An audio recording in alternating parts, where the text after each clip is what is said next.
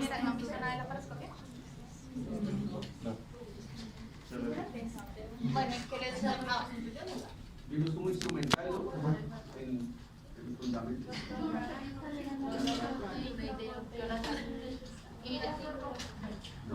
Listo. Entonces, ¿qué es la cirugía laparoscópica? Entonces, es una técnica mínimamente invasiva en la cual se accede a la cavidad abdominal y la pelvis, en este caso, ¿por qué la pelvis? Porque vamos a hacer, pues digamos, cirugías ginecológicas por medio de la realización de unas incisiones muy pequeñitas a través de la pared abdominal.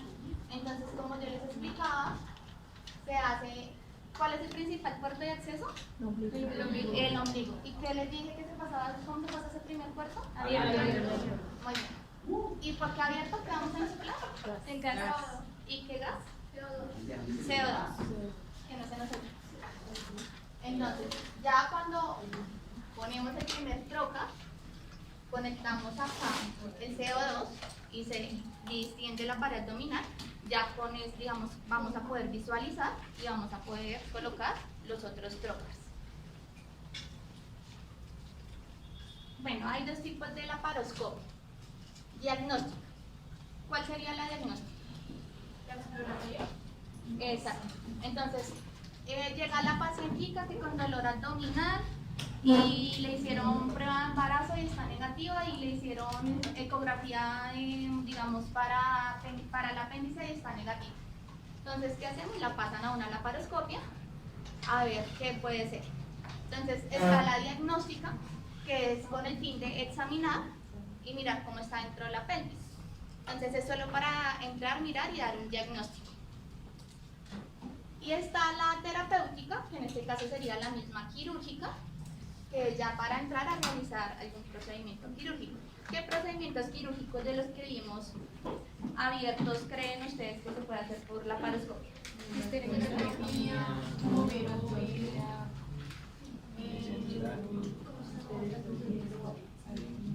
Casi todas las técnicas que vimos, casi todas se pueden hacer por cirugía abdominal. Una pregunta, ¿pero en la diagnóstica si ven la patología no la operan de una vez? Sí, ¿Sí de una vez? sí. Digamos si entramos, vimos que la paciente tiene un quiste de ovario, entonces de una vez se entra y se le maneja el quiste. Hay casos en que entran y wow, la paciente está con un cáncer.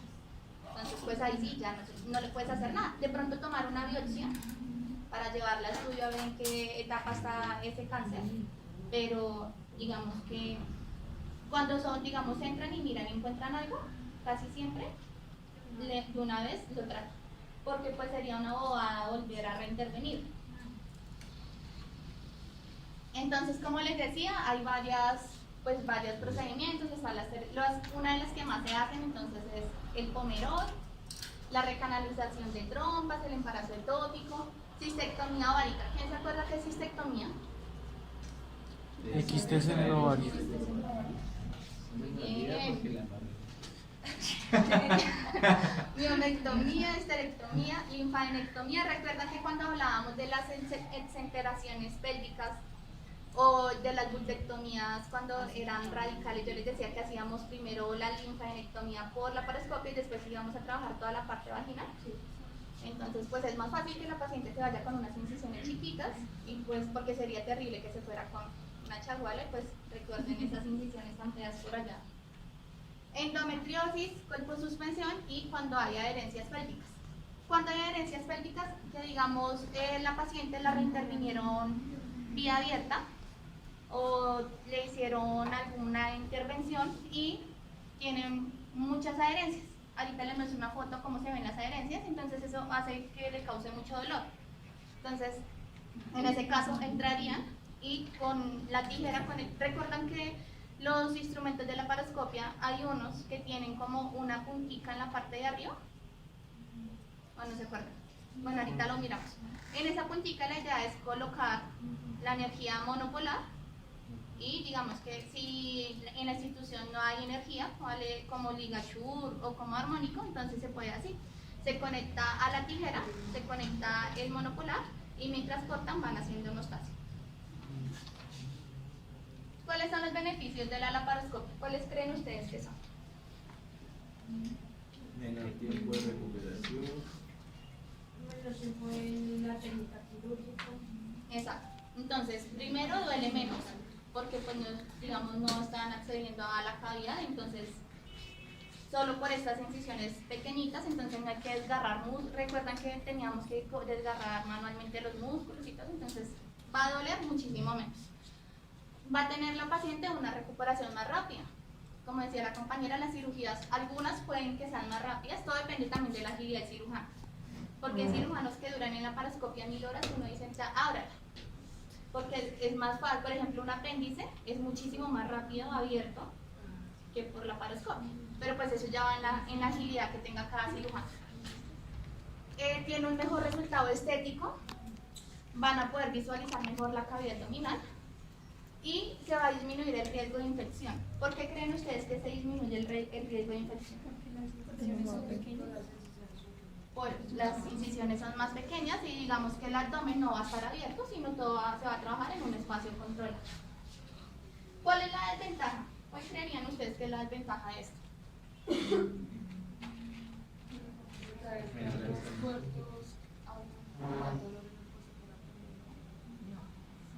Pues digamos que no. Digamos que la desventaja principal es más que todo, digamos, a nivel de costos. Porque pues obtener una torre de laparoscopia y estos instrumentos pues es caro y no todas las instituciones puedan que tengan los medios pues para costearlos. Entonces les presento, ¿ya lo habían visto? Creo que hay una, no sé. ¿Me lo soñé? Bueno, esta es una torre de laparoscopia. Entonces, cuando ustedes sean instrumentadores, deben velar porque en su torre de laparoscopia estén todos los elementos que necesitamos para realizar la cirugía. Entonces, ¿cuáles son los componentes clave? El sistema de visualización. ¿Cuál creen ustedes que es el sistema de visualización? Exacto, el monitor. Debe tener sí o sí el monitor. El sistema de almacenamiento de imágenes es este, que es donde se va a conectar el cabezal de la cámara. Tiene que tener una fuente de luz. La fuente de luz es esta que se ve acá, o esta. Y debe tener un insuflador de CO2, que es este. Pero yo me quedé en el monitor que está arriba. Dime, En el más abajo. ¿este? El almacenamiento de imágenes. Entonces ahí acuérdate que ahí se va a conectar la cámara. Acá vamos a conectar la fuente de luz y este es el insuflador de CO2, ahí vamos a conectar la manguera del CO2. Entonces acá les explico cada uno. El monitor, bueno, el monitor es el que nos va a permitir ver todo lo que está pasando en tiempo real. Entonces, recuerden que este monitor debe tener esta consola que es la de almacenamiento de imágenes. ¿Qué se va a conectar ahí? La cámara. ¿Listo? Entonces, la cámara es la que nos va a permitir grabar y capturar las imágenes. Entonces, esta cámara siempre va a tener un cabezal. Este cabezal se puede girar. Entonces, cuando se gira el cabezal, ahí es donde, digamos que este es el cabezal, lo giramos, introducimos el lente y le volvemos a dar vueltica y ya ahí el lente queda asegurado. ¿Listo? Y vamos a tener la fuente de luz. ¿Para qué creen que sirve la fuente de luz? Para visualizar. Exacto, para que haya, digamos, una luz dentro de la cavidad abdominal y poder visualizar todo lo que está pasando. Esta luz que tiene la fuente de luz es de xenón. ¿Listo? Que es una luz fría. Entonces, está el cable de fuente de luz. Tienen que tener mucho cuidado con este cable de fuente de luz. Porque esta, digamos, es una óptica y está compuesto por fibras de vidrio. No sé si se dan cuenta que acá tiene como un huequito y acá también. Entonces acá están las fibras de vidrio. Entonces tú como instrumentador, ¿cómo sabes que la fuente está bien? Entonces si tú le haces acá con el dedo, así, acá tiene que verse lo que tú estás, o sea, se tiene que ver como si le estuvieras haciendo así. Tienen que tener mucho cuidado porque como es de fibra de vidrio, a veces uno la golpea o se cae al piso y entonces ¿qué pasa? Se rompe.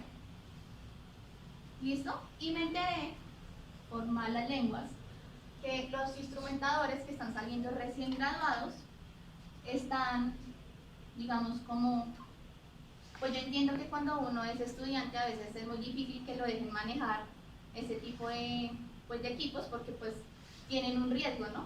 Pero si no los dejan a ustedes usarlos o manejarlos o manipularlos, cuando salgan ustedes a enfrentarse al mundo laboral tampoco los van a saber usar y es muy probable que los dañen. Entonces, recomendación, cuando ya estén ejerciendo, la fuente de luz, evitar que se caiga, que se golpee, porque es muy probable que se rompa, ¿listo? Y una fuente de luz o un lente no deja de costar 10, 15 millones, ¿listo? Entonces, y las cuentas. Está el lente. Entonces, este lente va a ser los ojos del cirujano. No sé si sabían que los lentes tienen unas angulaciones. ¿Tú qué dices que sí? ¿Para qué crees que sirven esas angulaciones? Para que si el órgano se encuentra ubicado en un ángulo de 30 grados, pues colocamos un lente de 30 grados y no va a dar la visualización, teniéndolo supuestamente en línea recta. Y el de cero va a mirar de frente. Exacto. Entonces ahorita les muestro una imagen cómo se ve el lente de cero, el lente de cero. Acá, digamos que el bisel de la punta del lente sería recto. Y como dice el compañero, solo nos permite ver hacia el frente. No nos va a permitir ver en diferentes angulaciones. Por eso lo más recomendable y el lente que más se usa en la laparoscopia, para que no se olviden, el lente que más se usa es el de 30 grados. ¿Listo? El insuflador. El insuflador es súper importante. ¿Qué tienen que verificar? Que ¿recuerdan con qué gases que funciona? Con CO2. Entonces está, esto sí es muy lindo, pero el pie de la torre,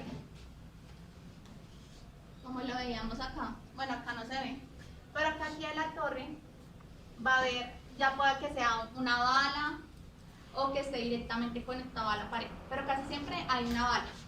Que tienen que garantizar que esa bala esté llena, porque ¿qué pasaría si están en plena cirugía y se acaba el CO2? Claro, pues ya no le va a llegar ahí, pues ya si ya no se va a inflar el gas, no vamos a poder visualizar. Entonces, ¿qué toca hacer? Imagínate tú desconectar todo, quedarnos de brazos cruzados mientras van y buscan otra torre, entonces mientras la entran, es perder tiempo quirúrgico, ¿listo? Entonces es muy importante verificar que siempre la bala del CO2 esté llena. Y se manejan unas presiones. Entonces, esto acá, cuando ustedes ya lo vean en su práctica, tiene unos numeritos.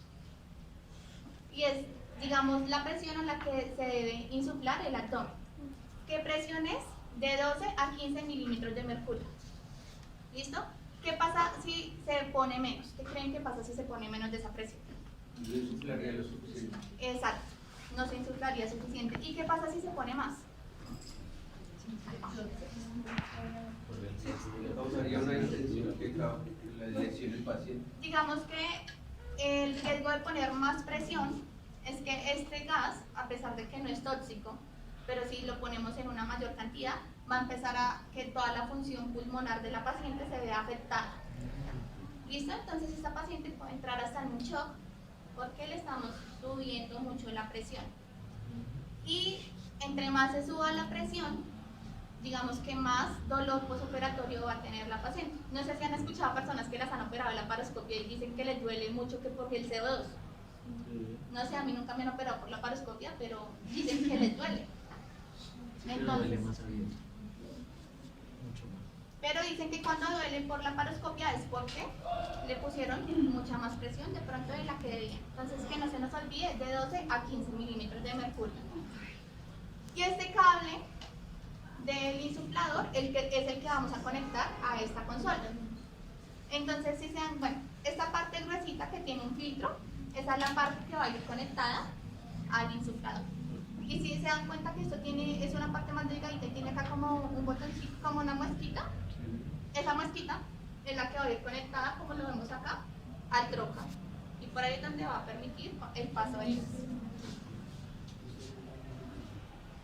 ¿Cómo es el sistema de visión? ¿Por qué les traje esto? Porque cuando yo era profe, yo sí les daba la oportunidad de manejar estos equipos. Y los dejaba que los montaran y me mostraran cómo lo hacían. Entonces resulta que a veces el caucho de succión me lo conectaban, no sé, en el lente o en otro lado. Entonces, para que nunca se les olvide cómo se monta correctamente. Entonces, ¿qué les dije que se conecta en el procesador de imágenes? La cámara. Listo, entonces. Está el monitor. Al monitor nosotros no le hacemos nada porque eso está en la torre. Pero ese monitor tiene la conexión al procesador de imágenes. Nosotros como instrumentadores, entonces vamos a pasar la cámara. Tampoco les pase porque pasaba mucho cuando uno dejaba a los estudiantes. La cámara, como les conté, tiene la parte del cabezal y tiene la parte que es la que se conecta al procesador de imágenes. Entonces uno por allá vistiendo, haciendo otra cosa, cuando miraba al estudiante había pasado el cabezal y al auxiliar para conectar y había dejado con nosotros la parte de enchuflar. ¿Listo? Suele pasar mucho, no tanto con la cámara porque la cámara es más evidente, pero sí con la fibra de luz. ¿Listo? Entonces, recuerden que con nosotros se queda la parte que tiene el cabezal. ¿En ese cabezal qué vamos a conectar? El lente. Y a ese lente, si vimos acá, si ven que este lente tiene como este adaptado, todos los lentes deben tener este adaptado. ¿Listo? Hay unos lentes que no lo traen puesto. Entonces lo quitan, lo dejan a un ladito y queda, digamos, como esto mismo, pero un poquito más delgadito. Ahí nunca les va a casar una fuente de luz. ¿Listo? Siempre tienen que tener el adaptador. Casi siempre viene pegado al lente.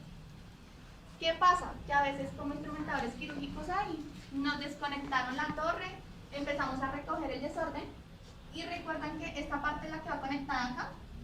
Entonces cuando vamos a, digamos, a separar el lente de la fuente de luz, acá se nos va pegado el adaptador de la fuente de luz. ¿Listo? Entonces después que usted que dice el adaptador de la fuente de luz, va a ver que está pegado acá. ¿Listo? Entonces que no se nos olvide, al lente siempre se va a conectar la fuente de luz. ¿Qué parte? La que se ve que le queda como la muesquita. La parte que tiene el palito, que es esta parte más larguita, recordemos que la parte más larguita es la que va a la torre. ¿Listo? Entonces, esto era lo que les decía de los lentes. No sé si ven que acá este está recto y este sí tiene la angulación. ¿Sí lo alcanzan a ver? Entonces, lo que les decía, el de 0 permite una posición fija, ver, digamos, en un ángulo recto, pero el de 30 nos va, digamos, a ofrecer una mayor visión, ya que se va a poder ver en diferentes ángulos y se va a tener un mejor enfoque. Ustedes ya están duchos en esto. Entonces, ¿de qué calibre es nuestro gas? 5 y 10. Depende. ¿Qué pasa? Hay unos que son plásticos y hay unos que son metálicos. Cuando son metálicos, son de 10. Cuando son plásticos, son de 12. ¿Listo? Que no se nos olvide. Pero por ambos cabe perfectamente el lente, cabe perfectamente una pinza Emolog. ¿Listo? Por el de 10 pasa un poquito más apretado, pero pasa. El metálico de 10 y el plástico de 12. ¿Qué pasa? Que cuando usan plásticos, casi siempre pues toca desecharlos, porque son muy difíciles lavarlos. Entonces, por economía, algunas clínicas prefieren tener metálicos. Las pinzas Maryland. ¿Para qué sirven las Maryland? Para disecar. Entonces, con la Maryland se disecan los tejidos. Y están las pinzas de agarre, que en este caso tendríamos las Grasper y las Batco. Y, bueno, las tijeras. Recuerden que les conté que en las tijeras traían como esta patica acá encima, esta patica metálica. Entonces cuando uno abre el instrumental, hay un cable del monopolar y cuando no hay energía, lo que se usa es se conecta aquí a la tijera y mientras van cortando, van despichando el pedal. No sé si se dieron cuenta que acá, cuando les mostré, tiene un pedal. Con uno cortan, con el otro coagulan. Y ese cable se conecta al electrobisturí normal, en el puerto de bipolar. No sé si han visto que el electro tiene como 3 conexiones. Bueno, digamos que la entrada del cable es muy parecida a esta. Entonces es delgadita. No es como el electrobisturí que tiene las 3 paticas, no. Es también como un palito recto.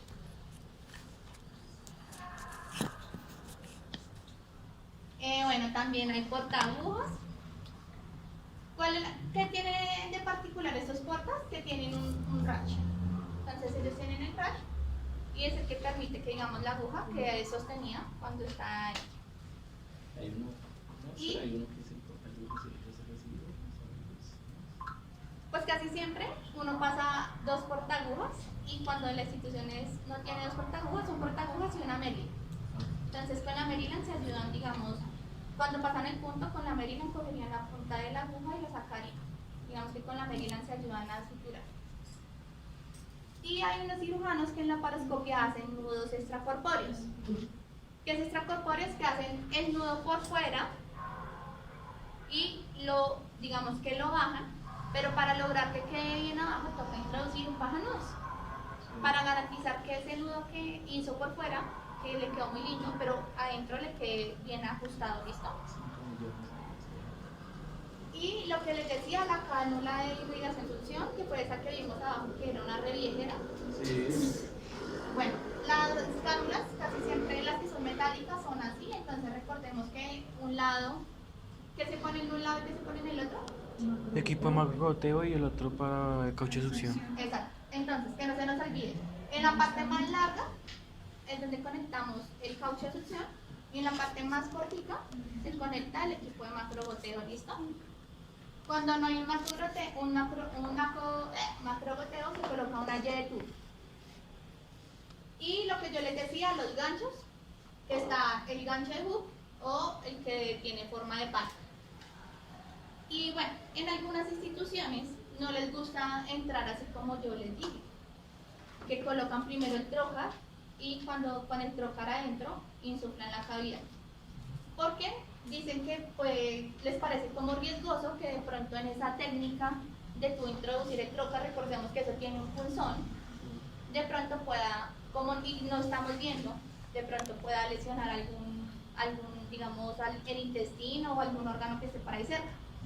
Entonces, en algunas instituciones y algunos cirujanos usan lo que se llama una aguja de veras. ¿Ya alguna vez la han visto? Entonces, hagan de cuenta, si te parece como un trocar de 5, entonces lo que tiene es la punta es biselada. ¿Por qué biselada? Pues para poder, digamos que penetrar el tejido. Entonces lo que ellos hacen es, cogen esto, lo pinchan en el ombligo, o sea, me parece la misma vaina. Lo único es que esto no es cortante, sino es rombo.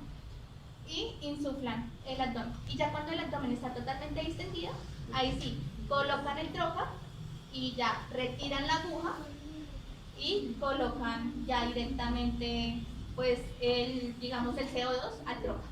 Y ya retiraríamos la aguja. Entonces es una bobada. También hay metálicas y hay otras que son desechables.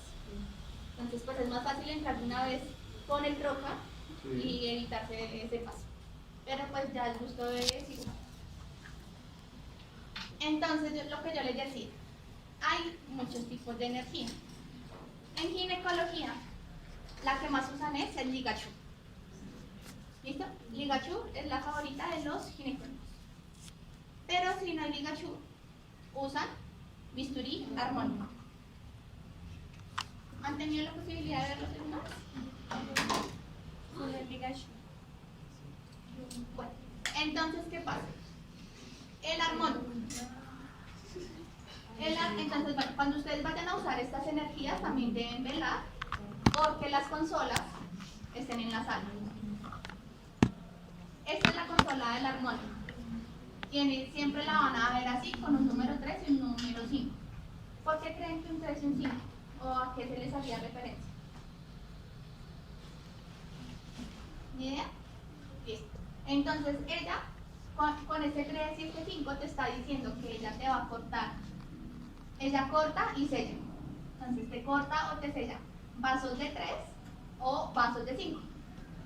Entonces casi todos usan siempre los de 5, porque son vasitos más gruesos.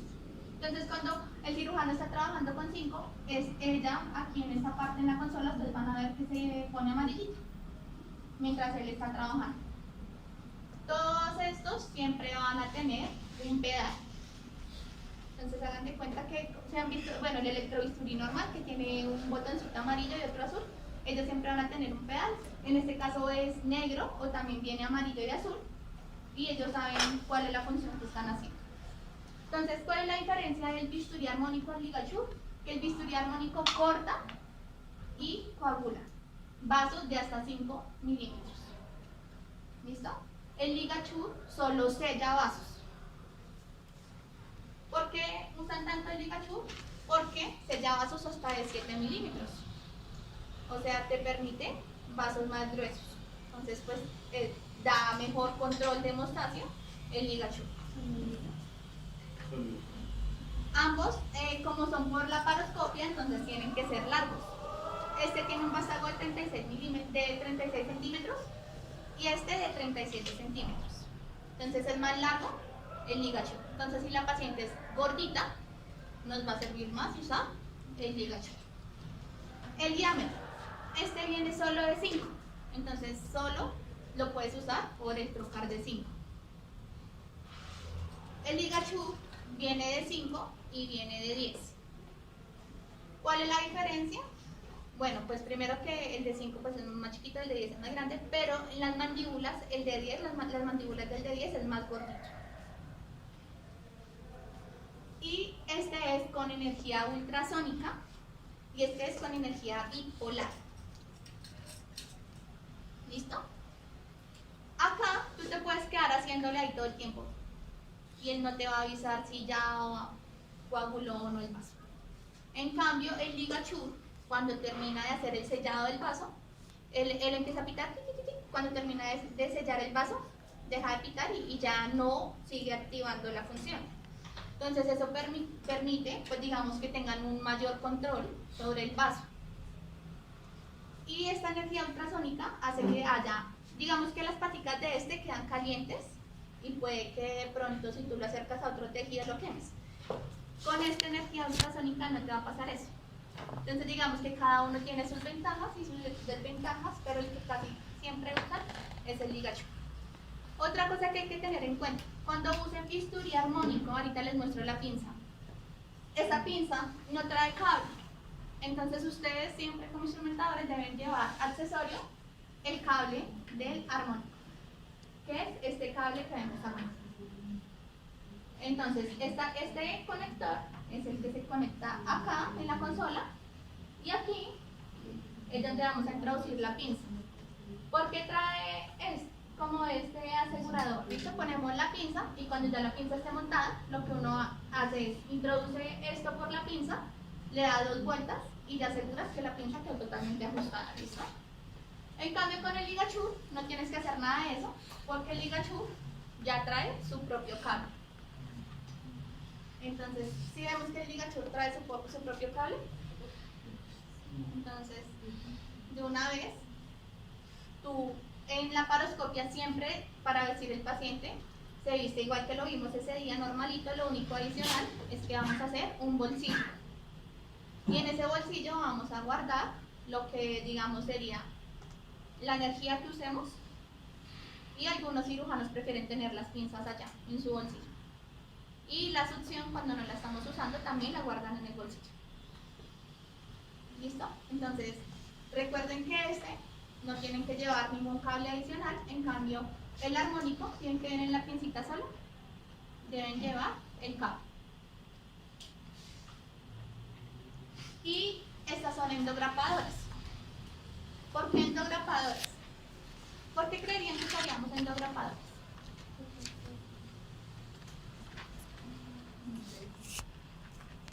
que no sé si la resolución como ¿Recuerdan las suturas mecánicas? Que esta es una sutura mecánica. ¿Qué pasa? Digamos, tú tienes un tejido muy grueso que quieres cortar. Digamos, vamos a quitar, no sé, el ovario. Y el ovario está muy grueso y tiene, digamos, está muy pedicular. Y es un riesgo tú ponerte con la energía a hacerlo. Entonces te queda más fácil coger, pasarle una grapa y ya con la grapa te va a quedar, garantizas que te queda sellado y vas a quitar toda. Digamos que esta endograpadora es cuando tienes tejidos que son muy gruesos o vasos mayores a 7 milímetros que no se pueden, digamos, controlar con la energía. Entonces, les traje, estas son las que más se usan. Echelon Plus, que esta es de la marca de Ethicon, Johnson & Johnson, y la Endogia, que es de Covidien. ¿Qué tienen que tener en cuenta? Que son de 360 grados, o sea, si ven que esto tiene acá como una cosita giratoria, entonces ellos giran y le pueden dar la angulación que quieran, la mandan para arriba, para un lado, para la angulación que deseen, le pueden dar con estas pistolas. Y en la Endogia te viene la pistola así, y cuando tú le pides al circulante, al enfermero que te pase la grapa viene, o sea, la grapa viene para que tú la montes en este vástago. Entonces digamos que es mejor esta porque solo le montas la recarga. En cambio acá tienes que montar pues toda el vástago con la recarga. Vienen de 45 milímetros y de 60 milímetros. Igual que las grapadoras lineales cortantes, digamos que de abdomen. 45 cuando el tejido es más delgadito y 60 cuando el tejido es más grueso. Bueno, acá les traje una muestra de unas mesas. ¿Cómo se arman las mesas en la paroscopia? Eso ya va en gusto de cada instrumentadora. Habían instrumentadoras que armaban la mesa de Mayo, o sea, arman sus dos mesas y ponen, digamos, acá, entonces así como lo hacen, el bisturí, las disecciones, una Kelly, porque realmente cuando tú vas digamos, a entrar a una cirugía laparoscópica de instrumental abierta necesitas muy poquitas cosas. Solo necesitas el bisturí para incidir. Necesitas una Kelly, de pronto por si el puerto del huequito te queda muy chiquito, entonces con la Kelly ayudas a ampliar para introducir el trocar. ¿Qué necesitas? 2 separadores de seno, que es lo que te va a ayudar a visualizar cuando introduces el trocar y ya cuando vas a cerrar la fascia, entonces necesitas ver los separadores de seno. Si la paciente está muy gordita, con Farabel. Pero pues a veces los Farabel no dan porque las incisiones son muy pequeñitas, entonces los senos. La disección, pero eso ya es al final para pasar el punto. La tijera de Mayo y la tijera de Metzenbaum, un cortagujas y no necesitas absolutamente nada más. De pronto la coca, porque hay algunos cirujanos que usan infiltración, entonces uno en la coca echa la infiltración o puede tener suerito. Entonces digamos que si tu instrumentador armaras tu mesa de Mayo, pondrías acá esas pinzas que les acabo de nombrar y en la parte de arriba pondrías las pinzas laparoscópicas. ¿Qué hacían las compañeras? A mí nunca me gustó armar mesa de Mayo, me parece bobo armarla. Pero si se te convierte la cirugía, por alguna complicación ya tienes tu mesa de Mayo armada. Eso ya va como en gusto de cada instrumentador. Entonces cuando ya, digamos, terminan la parte de colocar los trocas, lo que hacen es bajan esto a la mesa de Mayo y dejan, a la mesa de reserva, y en la mesa de Mayo solo dejan lo de la laparoscopia. Entonces así se vería la mesa de Mayo. Pero si solo arman la mesa de reserva, como la armaba yo, solo entonces en esta esquina de la mesa colocas las partes con las que vas a abordar el abdomen y de aquí para allá todas las pincitas.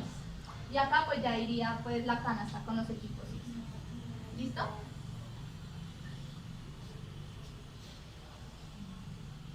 ¿Cuáles son los pasos básicos para una laparoscopia? Entonces, lo que les decía, primero vamos a introducir el trocar. De 10, ¿cuál es el de 10? El metal, o el 12, el plástico, ¿listo? A través de una pequeña incisión que se va a hacer en el ombligo. Luego que introducimos el trocar, ¿qué dijimos que se hace? Exacto, se va a insuflar el CO2 para crear el neumoperitoneo.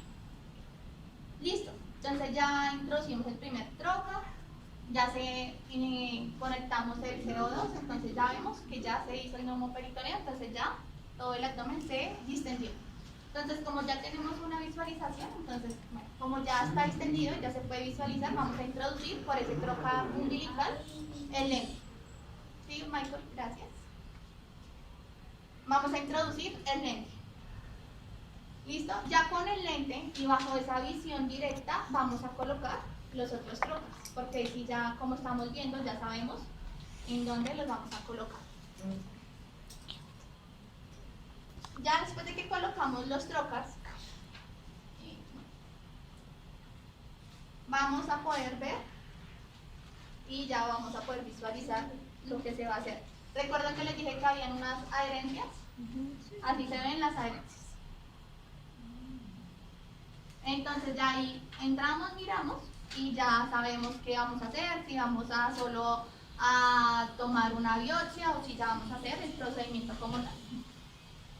Y ya después de que hemos hecho todo el procedimiento, entonces, ¿qué se hace? Empezamos a retirar los trocas. ¿Ustedes creen que el trocar umbilical de qué se va? De últimos. Exacto. Él se va de últimos porque con el lente vamos mirando cuando van retirando los otros trocas y él es el que se va de últimos. Y como les decía, siempre que terminan una cirugía, hay que todo ese CO2 que quedó, entonces ellos lo que literal hacen es cogen la barriguita y las pichan así, para que todo ese CO2 que queda adentro salga totalmente, porque como les decía, y no les va a empezar, le va a doler a la paciente. Y se cierran las incisiones. ¿Quedan claros los pasos básicos? Dime.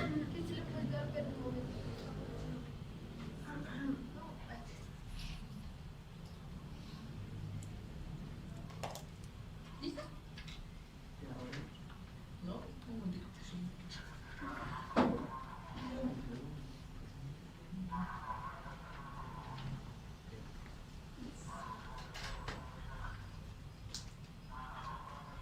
¿Listo?